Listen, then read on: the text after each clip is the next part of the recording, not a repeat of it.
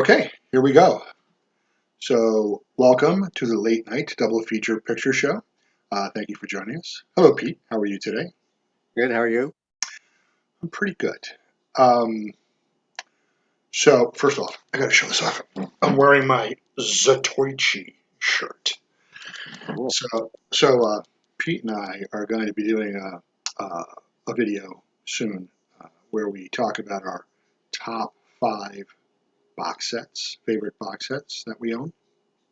And I don't know. I haven't really completely finished my top five yet, but Zatoichi, which is like, I don't know, 26 films, 27 films, it could be in there. Maybe, maybe not. But that's for another day.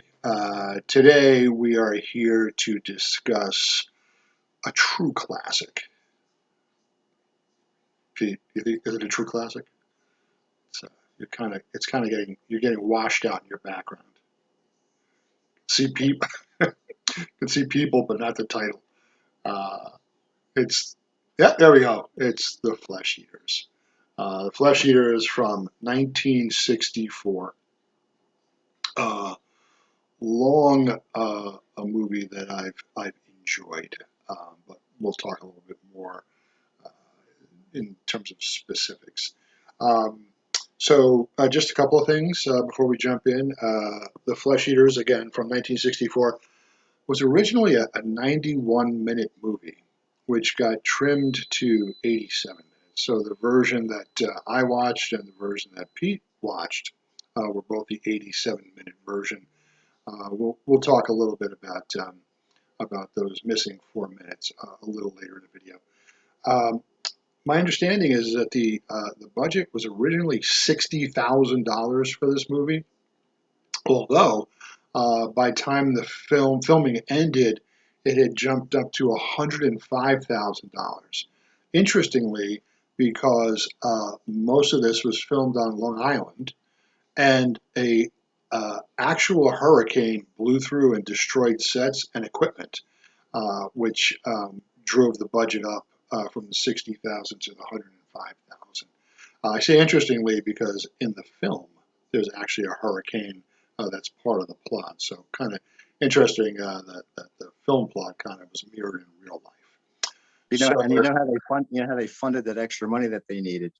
Um, the wife of the director Jack Curtis, Terry Curtis, actually won $72,000 on a TV game show, and most of that money went towards the budget increase. I had seen that, and I find that fascinating. You know that somebody went on and won $72,000 on a TV game show, which was opportune because they needed the money to finish the film. Pete, I'm assuming it was a while since you had seen the film. Generally, what were your thoughts about it? Yeah, I hadn't seen it in a long time, and of the films that we reviewed so far, this is one of the more cerebral films, a little bit more scientific. There's a couple of things that go without explanation, but for the most part, it's a little bit more of a thought-provoking film. It takes place after World War II, and there's some talk about some of the atrocities that the Nazis were committing during World War II, and it kind of ties into that a little bit. Um, but yeah, it's a little bit more scientific in terms of explanations of what goes on. But again, in the end, it is still a B film, and it suffers from some of the same things that most of these movies suffer from. But overall, very very good film. Yeah, I completely agree with that. Let's talk about the plot of the film a little bit. When we join the movie, we see a young couple who are having a nice time on a boat. We assume it's off the coast of Long Island, um, and a girl is sunbathing. Uh, Her boyfriend comes from below decks with a couple of beers and wants to engage her a little bit, and she's just kind of being a little bit lazy and sitting in the sun, and he's a little upset by this. So at some point, he starts pouring cold beer onto her back. Anyway, he ends up like chasing her around the boat a little bit, and as he's reaching for her, kind of pulls her bikini top off. There's no nudity in the film, but we do kind of see the woman with her back to the camera, covering herself, telling her boyfriend that she wants her bikini top back. He says, "Come get it." She jumps into the water. Uh, She says, "Give that to me." He says, "Okay." He jumps into the water with her.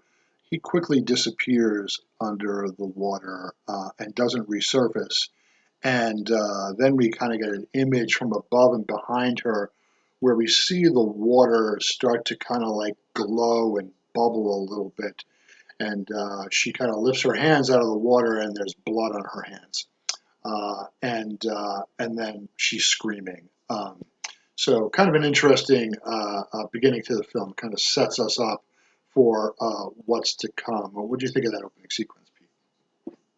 Yeah, good opening sequence. It leads into the rest of the film, and that's the flesh eaters, which are microscopic organisms that inhabit the ocean, and were created by the Nazis during World War II. And this scientist who we meet, who's the only inhabitant of this island that we meet later on, is conducting further experiments. So they're in the water, but you don't know they're in the water. So stay out of the water. Yeah, and we do as we get deeper into the film, we do get an explanation about the flesh eaters and their origins and that type of thing. Now, one interesting note, a quick aside. When George Romero was prepping his now famous Night of the Living Dead, the original working title of that film was The Flesh Eaters. As a matter of fact, I believe it was going to be called The Flesh Eaters right up until the time that they were getting ready to release the film, distribute the film. But the company that was doing distribution was aware of this film, which had been released several years before, and were concerned that there could be some confusion between this 1964 film, which has nothing to do with zombies, and George Romero's film, which was, of course, the granddaddy of all zombie films. So they eventually ended up changing the title to Night of the Living Dead, which in a lot of ways I think is actually a better title. So a young couple has been dispatched, killed by the flesh eaters in the water. Of course, at this point in the movie, we're not quite sure how they died. We know that the guy disappeared, and we know that the girl was like surrounded by something, and there was blood in the water. So we cut to a scene of two women who are looking to hire a private aircraft to take them to Provincetown? Provincetown, yep. Provincetown. So there's a guy who's working on his plane. It's a seaplane. It's moored in the East River. And when we meet the two women, one of them is clearly drunk. Matter of fact, she almost falls into the river at one point during that opening sequence. And the other woman, who is her assistant, we come to find, is speaking to this gentleman about flying them to Provincetown because they have to get this woman. Now, it turns out the drunk woman is a famous Hollywood star, kind of a little bit down on her luck. And they need to get to Provincetown for like summer stock. So she has a job there. The guy with the plane has his own issues. Seems like he's embroiled in some legal matters. And so at first he thinks that this woman's there to serve him with some kind of like legal. And she convinces him, no, we need you to fly us. He kind of informs her that there's bad weather on the way in the form of a hurricane. She basically says, we'll pay you triple your rate. And he agrees to fly them. Interestingly, though, the pilot, and this kind of goes a little deeper into the movie, the pilot kind of has like an attitude, wouldn't you say, like throughout the film? Yeah, him and the actress, they both have an attitude.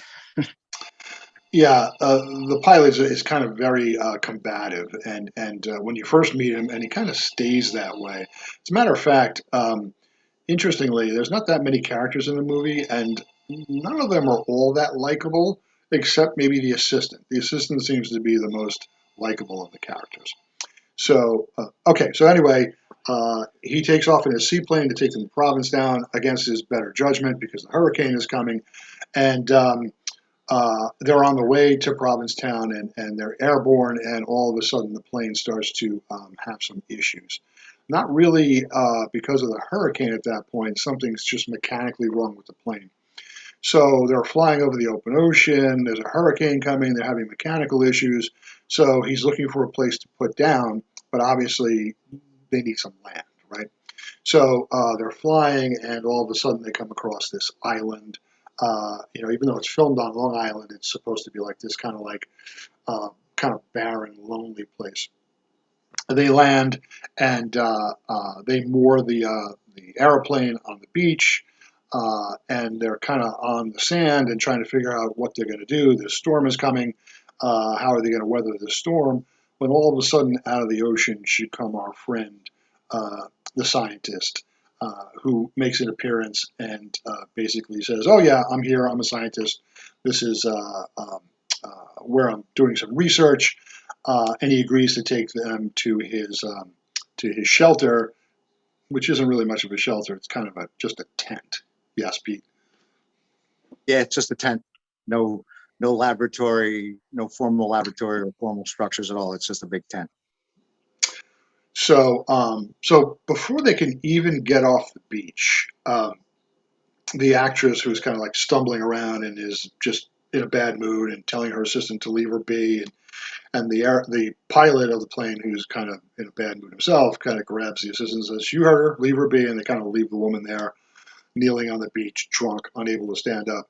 When she finally does stand up, she goes back to get her shoes, which she had dropped, and she starts screaming. And at first, we're not privy to why she's screaming.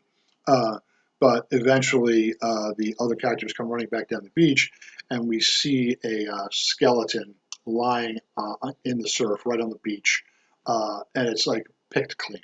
There is like no flesh on this skeleton whatsoever. And oddly, the skeleton is still articulated, even though it has no flesh. So all of its bones are still like, like a hand bones haven't floated away, right? And in that skeletal hand is clutched what, Pete? Oh, I don't remember. What is clutched in the hand? The bikini top from the Oh, that's opening right. From sequence of the from the film. opening. Right. Yeah. So clearly, the suggestion here is that it's the guy who jumped into the water and disappeared under the water and has been picked clean by the flesh eaters and washed up, completely articulated, with the uh, bikini top still in hand. Um, so, okay, so they made this discovery. And do you remember, Pete, when the pilot says to the scientist, "What could have done this?" Do you remember what the scientist says? Yeah. The scientist explains that as a shark attack. Which, to anybody who knows anything about sea life, right? Sharks don't pick bodies clean, right? And as a matter of fact, I think the pilot indicates this later. He doesn't let on in the moment that explanation from the scientist is BS. Um, he kind of articulates to the assistant later, that's not how sharks work, right? Shark will come up and take off your arm, take off a leg. They don't pick you clean. So immediately the pilot is kind of suspicious of this character, the scientist. So anyway, they make their way to the shelter, the tent. The actress is still drunk and ornery. The pilot is still ornery. The scientist is suspicious, and the assistant's kind of nice. And they're there, and they're kind of doing their thing. And so the film then goes into like this period of time where they're kind of talking about not being able to take off because of the storm. The storm eventually hits. We don't really get to see much of that. So they batten down the hatches. Um, and eventually they return to the beach and they find more evidence of the flesh eaters' work. They find like hundreds and hundreds of fish carcasses, kind of picked clean also. So little by little, we're understanding that the flesh eaters, they kill the human being, they're killing the fish, they're in the water, and they're kind of doing what they do.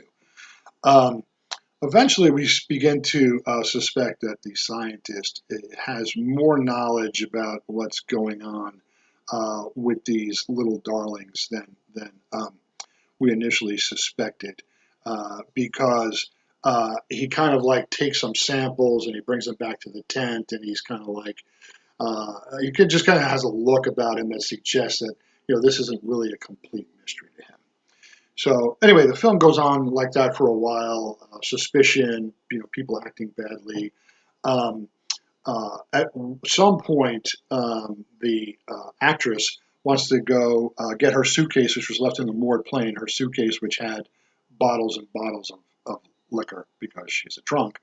The pilot, being his ornery self, has determined that somehow he's not going to allow her to have her liquor. Like why he thinks he's allowed to make that decision for this woman, I'm not really sure. The woman eventually goes to the plane, has a party in the moored plane, drinking and talking to herself and whatnot. eventually leaves the plane with her suitcase full of liquor, stumbles on the beach, drops the suitcase, passed out on the beach. The scientist occurs. And do you remember what the scientist does when he finds her passed out on the beach, Pete? Refresh my To the, memory. to the plane. Oh yeah, he lets it. He unties it. Yeah, to go. So he unmoors the plane. The plane takes off and begins to drift out to sea. So now, everybody's like trapped on the island. The flesh eaters are in the water. Their skeletal remains showing up. The scientist is a very suspicious guy. The plane has now been set adrift, so they're basically stuck. And what happens next is interesting in its own right. Do you want to talk about the arrival of, I believe his name is Omar? Omar, yeah, he's You kind know, of like this. He's kind of like this hippie guy who's floating on a raft. Now we're left to assume that this island is somewhat remote, even though the film is shot off Long Island. It's not supposed to be, uh, just off the coast. It's we're left to assume that it's pretty remote. He's floating on a raft, presumably that he made himself. He's got a homemade flag flying, and he's talking about love and all this kind of hippie type stuff. And he's just floating there. There's no explanation for what he's doing there, why he's floating in the ocean like this. But they're able to get him ashore, and that's probably bad news for him. Yeah, I kind of viewed him as more of a beatnik than a hippie. I think just prior to maybe what the hippies would have been like, very kind of late 50s, early 60s beatnik, talking about like the vibes and send me the love guy and that kind of thing. Um, I should jump back a little bit. So there's a sequence in which you know the now that the plane is gone and the woman was found, the actress was found asleep, drunk on the beach, and she basically has like the mooring rope in her hand. So the natural thought is that she went out to the airplane to get her alcohol, got drunk, and caused the airplane to float away. I mean, we know it was the scientist, the evil scientist, but we think it's this woman. And she had dropped her suitcase in the water. So eventually she wanders off because she's feeling sorry for herself, and she notices that the suitcase has not drifted off to sea. It's kind of like in the water still, but like up against some rocks. And she's like walking out onto this jetty and looking to grab a hold of that, but like has to do it cautiously. But what we realize is that the water around her suitcase is kind of bubbling, indicating that the flesh eaters are there, and that if she were to reach in there or fall in there, um, that there would be trouble, that the flesh eaters would eat her flesh. Uh, the people on the beach have now come to realize, because of the discovery of the dead fish and whatnot, that the flesh eaters are there. They see the glowing, luminous presence of the flesh eaters microscopically in the water. So they're trying to signal her not to like get in the water. Eventually, the pilot runs out there onto the jetty, and this sets up kind of like a tense scene where she's trying to save her suitcase full of liquor, and he's trying to save her. She's kind of frozen, fearful that she'll slip and fall into the water, and he's kind of like trying to like grab her and bring her onto dry land, uh, which is kind of like a goofy sequence because like you walked out there onto the jetty on your own without falling into the water. I understand now that there's a threat, you might be a little more nervous, but that whole sequence kind of like occurs. Eventually, he saves her, brings her in, so that when Omar finally appears, as he's getting closer on his little raft, dinghy raft, as he approaches the flesh eater water, it's getting onto his raft, and it starts to like eat away the soles of his homemade sandals. So when he finally gets onto the beach, it basically is his sandals are like smoking, and they have to like cut them off. Also, I forgot really quickly going back, when the pilot was saving the actress from the jetty, his leg actually slips and it falls into the water. And for the first time, really on screen, we get to see what the flesh eaters do. Do you remember that scene, Pete, where he like comes off and he's got her? Yeah, he slips on a rock and his leg goes in the water, and the flesh eaters get his leg, and you see the scientist runs to his aid and kind of cuts his pant leg off, and then actually tries to cut he does cut out the wounded area, which is kind of a brutal scene because he cuts a big hunk of flesh out of the guy's leg, and that might have been extremely painful to do to somebody. So he doesn't really show much painful effect from it, but it's a pretty brutal scene. Yeah, for its time, it's pretty gory. They kind of render the effects pretty well, so it almost looks like the leg near his shin is kind of melting away as the flesh eaters are. And to indicate that the flesh eaters are there, it looks like some in-camera optical was done, where you kind of see where the flesh eaters are, and they're kind of flashing. So when the scientist is in there trying to cut the flesh eaters out and the flesh away, that's what you're kind of seeing, and it's fairly gory for its time. Uh, uh, the scientist calls for some like strips of something to bandage the leg, and of course we get the gratuitous scene of one of the actresses pulling off her shirt. She's only wearing a bikini top, so a little of that going on, and they kind of like bind up his leg. Although I have to tell you, gory scene. Uh, Pretty serious injury, flesh being eaten by these creatures, a knife taken to his leg. He seems to recover fairly quickly. Yeah, he doesn't show any ill effect from it. He's walking just fine. He does not really need any pain medicine or anything like that. Yeah, somebody cut a hunk of flesh out of my leg that size, I'd be showing the effects of. Yeah, so he's basically kind of fine after this kind of impromptu surgery. So okay, so now it's the scientist, the actress, the assistant, the pilot, and Omar the beatnik are all on the island. And things are kind of still going on. The plane is missing. They know now that these flesh eaters are in the water. They don't really completely understand what's going on yet. The scientist gets an idea that there may be a way to destroy these creatures. Now, it leads to a scene, uh, which it's just like when I first saw the film, and even now when I see it, when the assistant and the pilot find that giant solar battery. Do you remember that, Pete? Yep. Like it's this giant. It's just this huge square.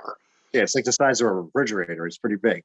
Yeah, I mean, maybe even bigger than a refrigerator, like really large, and it has all these cells. And the pilot somehow is able to identify it as a solar battery, which is Yeah, kind not only does he recognize what it is, he actually explains to the assistant how it works. yeah, and comes up with an estimation of just how much power it might be storing, which is kind of interesting. So at that moment, the scientist shows up and um, he discovers them at his power source. And of course, they have some questions about that power source, and he's not really, looking to answer the questions all that thoroughly. Uh, but that power source ends up being the source of an experiment. They get some water filled with the flesh eaters, which in the water they kind of show up as like this, almost look like sparkles, like this silvery, dusty material. And in the scene, they're kind of like floating around, doing what flesh eaters do when they're not eating flesh. And the idea that scientist has is that that solar battery can generate, I think he says, like 10,000 volts of electricity. And his idea being that he will electrocute them and we'll see what happens. So he has them in this kind of fish tank and he electrocutes them, and immediately, like all of these things, kind of like fall to the bottom of the fish tank. And our assumption is that he has successfully figured out how to kill the flesh eaters. See Pete shaking his head no. So it's a spoiler that says Gross miscalculation on the scientist's part. absolutely. This is that. So it looks like they're dead. In reality, they're dormant, and we'll find out in a few minutes exactly what happens to them. So, okay, so now we think that we figured out a way to kill the flesh eaters. We find out that there's a supply boat due to come to the island at any time. So this is the reason why they're not going to be stranded, even though they don't have an airplane. They survived the hurricane. The flesh eaters are in the water. There's a supply boat that's going to come. Um, but still, there's intrigue, right? The scientist is looking more and more kind of like devious and deceptive. Um, so eventually, for some reason, which I'm not really clear on, he decides he has to off Omar. Do you remember if there's actually a thing that causes that? No, kind of just decides to do away with him. Yeah, so poor Omar, the peace loving beatnik, is invited back to the tent. The other characters are somewhere else. I'm not quite sure where they are. And the scientist invites Omar back to the tent um, to have a bit of an alcoholic beverage. And of course Omar is agreeable to this. So they go back to the tent, and the scientist goes to get some ice. Not 100% sure where the ice was being frozen on the island. I know that they had the 10,000 volt super battery there, but I didn't see any refrigeration units. But anyway, he goes to get some ice, and of course, we know that what he's actually doing is he's putting some of the flesh eaters, which at this point are now no longer dormant. They have reactivated themselves, and there's a scene where you see the scientist is actually has expected this. Didn't think that he had really killed them. Expected them to reactivate. They have. So he puts a couple of these flesh eaters in the drink, gives it to Omar. Omar downs it. And do you want to describe what ensues, Pete? Yeah, that he slugs his drink down, and then he's just talking about how he wanted to be a scientist. He wanted to major in nuclear physics, and all of a sudden he's obviously overtaken by some pain, and then the flesh eaters kind of begin to eat their way out of him from the inside, which is again a pretty gory scene for a movie made at this time. Yeah, and it's enhanced by the acting of the guy who plays the beatnik, because while this is occurring, he's screaming in pain, as you would imagine, being eaten alive from the inside out. And they cut to a scene of his hands down by his stomach, and there's just blood gushing between his hands. So they're literally eating their way out of him. And he's screaming, but he also, is saying things like, "There's something inside me. It's eating its way out," which really is kind of an effective scene, acted well, and with the imagery, again for its time, a pretty gory scene. We also see the scientist, as this is all occurring, as Omar is dying in agony, he presses record on a recorder that he has there, and he's actually recording Omar's death screams, which, in the context of where we are in the film, you're thinking, okay, that's perverse. Like, why would you want to record that? You're already killing the guy. Why are you recording his death screams? But it turns out he has a reason, right? He doesn't want the people who are left on the island to know what he's done to Omar. So basically, he's recording that for a reason. So there's a scene just a few minutes later where we see a couple of people on the beach, a couple of our survivors, and they hear Omar screams. Now we know Omar's already dead. And do you remember what the scientist has done to Omar? He props him up on the raft that he came in on. He kind of props him up, his body.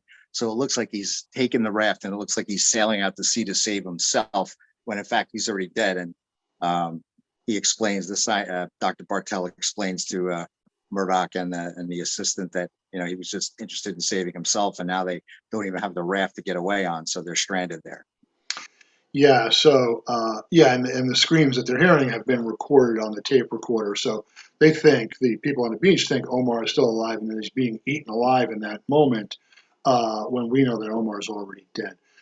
Interestingly, this leads to an interesting visual effect. Do you remember the effect when they kind of get a close up of Omar with one arm strapped to the? Where they show him there, and you can see like his rib cage with you can see the ocean behind his rib cage, like the flesh eaters ate his insides out from the inside. And you can see that there's not much left of him. Yeah, pretty of all the effects in the movie, is probably the most cheesy one, because clearly this section of his body, so from here up, is still intact, and uh, um, and from below the waist down is still intact, but there's this empty space, and you can see his ribs and his spinal column. So anyway, things are really picking up now. There's a quick scene of a guy back on Long Island who is talking to another gentleman. They're talking about the fact he's asking, "Did you go out to the island?" And the guy says, "No, I didn't." And he was like, "Well, why not?" He was like, "I told him I might go out today." He was like, "I'm going to go out tomorrow." And the guy he's talking to him is concerned, so he decides to go out. So of course, as he's approaching the island, they see him, and he's like in his little speedboat, and the speedboat is like kicking up waves. And as he gets too close to the shore, where the flesh eaters are, the water splashes up into his face, and we have a quick scene of him kind of grabbing his face and smoking, and all that stuff. And eventually, his boat turns around and he flies. So, another person killed by the flesh eaters. At this point, the woman, the actress, decides that the scientist knows what's going on. She wants to side with him, so she tries to seduce him. And in the act of seducing him, they're like having a little private moment. What does the scientist do, Pete? He stabs her, kills her. He thinks he killed her anyway. Right, stabs her, and then buries her in the sand. So now on the island is only the assistant, the pilot, and the scientist. Um, it turns out eventually that the reanimated flesh eaters that are in the fishbowl not only were reanimated, but they're starting to kind of like coalesce into something. And at some point, and they've already come up with a plan, and that plan is that they're going to use that giant 10,000 volt battery to electrify the ocean. And the idea being that at least the pilot and the assistant think that it would kill the flesh eaters and would allow them a means of escape because the flesh eaters would be killed. So this is going on. At this point, um, there's a confrontation between the two of them and the scientist, where the scientist reveals that he does know more about the flesh eaters than he was letting on, and he begins to tell the story of how he first became aware of the flesh eaters, which is kind of connected to the missing 4 minutes of footage. Um, so, Pete, do you want to just talk a little bit about his explanation of the flesh eaters and how he became aware of them? Yeah, he explains that during the war he was sent to Germany by the U.S. government because of his fluency in the German language to try and infiltrate them. And he happens across their experiments using the flesh eaters as a weapon of war. And that's where the deleted scenes, which are on the DVD that I have here, the deleted scenes are on there, and it's a 4 minute segment, which is the missing 4 minutes, where it shows the Nazis carrying out these experiments, but you don't see it in the actual film because they Jack Curtis did not want that in the film, so they removed them, those scenes. But he explains how that's how he became involved with them and aware of them, and that's why he continues to carry out experiments on this island. And his ultimate goal is obviously to sell the technology of the flesh eaters to the government, who's the highest bidder, to use it as a weapon. Then he'll get rich off it. Yeah, there's an explanation that while the war was still going on, that the Nazi submarine was sent to the southern portion of the United States near Florida, and that this device containing the flesh eaters was released into those waters. For some reason, it didn't work correctly, and the flesh eaters, at least at the time, didn't seem to have been released.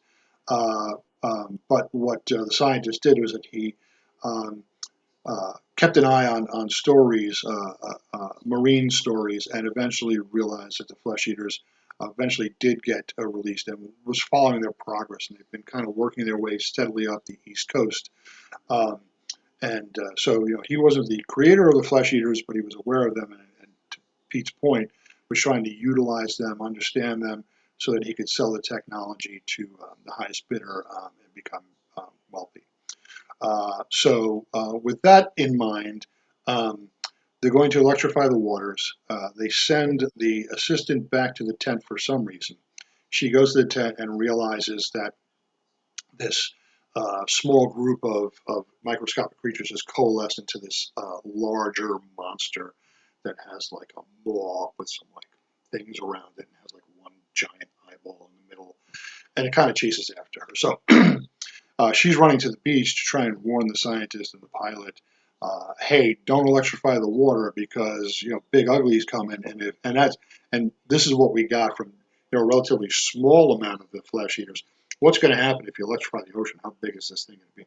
So she gets to the beach just before they throw the device that's going to electrify the water, and is trying to get them to stop, but of course she's too far away, and the scientist is too maniacal, and they throw the device into the water. The water is electrocuted. Um, and this sets up a sequence where there's kind of like a fight. The scientist is going to kill them, um, ends up not killing them. Oh, and then the creature from the tent makes his appearance, and he's working his way down towards them. And so as this is all occurring, the actress who the scientist thought he had killed has been resurrected. Right, she's not really dead.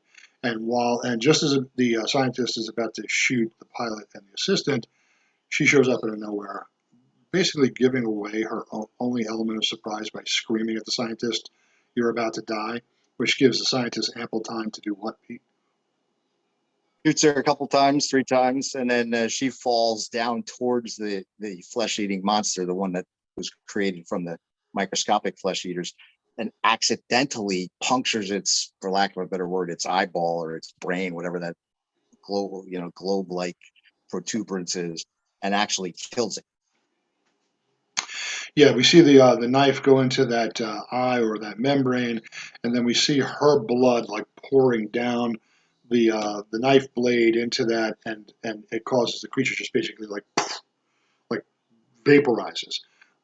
It's eventually determined not by the scientist but by the pilot why all of a sudden he's able to ascertain that it was the blood that killed the creature. So. Okay, so now that smaller creature is dead, but they have to deal with the fact that this huge creature is now coalescing. Um, somewhere along the line, the scientist has reclaimed the gun, which he had fired all his bullets from, reloaded it, and once again is trying to assert his will on these two survivors. Not quite sure what his end game is at this point. I mean, people are dead left and right. Whatever he thought he was doing with this creature, it hasn't worked out exactly right. So he's persistently, trying to like kill these people. Um, the pilot engages him. They start to tussle. They're rolling around near the surf's edge. The flesh eaters are in the water. Um, they're going back and forth, and it looks like our pilot friend, the hero, is going to be killed. And at the last second, he kind of like flips the scientist like up and over him and into the surf. And of course, the scientist hits the surf, and immediately the water boils, and he's screeching and screaming, and there's some effects. You see him smoking and bubbling, and he staggers out of the water onto the beach. Interestingly, uh, he they cut to a scene where you see the gun on the beach, and then you see his skeletal hand Yeah, reaching reaching. for the gun. Yeah, Yeah, and I'm like, you have no more flesh. Like, how is your skeleton? So you see his hand reaching, and then it seems to be gripping the gun again. I'm not quite sure how, with no tendons or muscles or anything like that. And then they cut to a scene of the pilot and the assistant, and you hear a gunshot. So rather than die the death of having his flesh completely eaten, which kind of looks like had been done anyway, he shoots himself. So what's left now for these two is this giant coalescing flesh eater, like 100 times bigger than the one that they killed on the beach, the smaller one. It rises up out of the water. It looks exactly the same, but just like that much bigger. Giant membrane, claws, the maw, the whole thing. So the pilot has like this giant syringe of blood. So at some point after they killed the smaller creature, they figured out, okay, now we know how to kill this creature. So the scientists went about drawing blood from all of them and filled like this giant homemade syringe with their blood. So the pilot bravely is walking towards this giant monster in the surf. Not quite sure how he's going to reach that giant because the membrane that he needs to puncture is like, I don't know, looks like it's like 3 stories high. So he gets to the edge, the creature's roaring and glowing and doing all this stuff, and all of a sudden this giant pincer comes down. And rather than doing what you would think a monster would do in that, is like use the pincer to like slay this puny human in front of him. It kind of lowers it so that the guy can grab onto it, and then it starts to lift him up off the beach, in effect bringing the guy up to the place he needs to be, which is that membrane. So the creature is somehow cooperating in his own doom. Um, and at this point, the guy's kind of like, his wetsuit that he's wearing is like, peeling off of him, and he's smoking, so he's feeling the effects of the flesh eater on him.